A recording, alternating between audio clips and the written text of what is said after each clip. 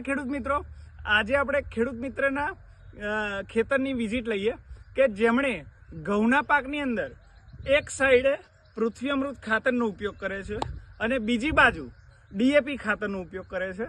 તો આપણે એમનું મુલાકાત લઈએ. આપનું નામ જણાવો તો.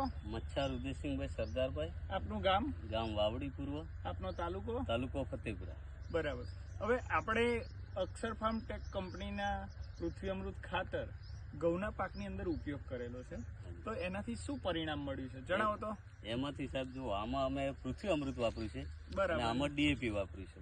બરાબર. આ ડીએપી છે તો ડીએપીમાં જે 12 દિવસ થયા છે અને આમાં બી પૃથ્વી અમૃતમાં પણ 12 દિવસ થયા છે. બરાબર છે. આમાં એટલો જમીન આસમાનનો તફાવત છે કે આમાં ફૂટ જોવા મળે છે અને આમાં ફૂટ હજી જોવા મળતી નથી. કલરમાં કેવું લાગે? કલરમાં બે અલગ જમીન આસમાનનો તફાવત છે સાહેબ. આમાં ફૂટ આમ કાળા છે અને તેમ છતાં આમાં ફૂટ કઈ જોવા મળતી નથી. બરાબર.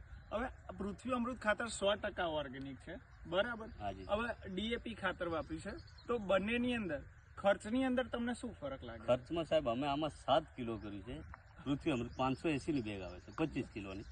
અને આ છે ડીએપી, આ 1500 માં 1450 માં પડે છે, પણ તોય આમાં 7 કિલો વાપર્યું છે. બેમાં વાપરી સરખામણીમાં છે અને આ ખેતરમાં થોડુંક વધારે મોટું છે અને આ નાનું છે, તેમ છતાંય બંનેમાં તફાવત જોવા મળે છે. બરાબર.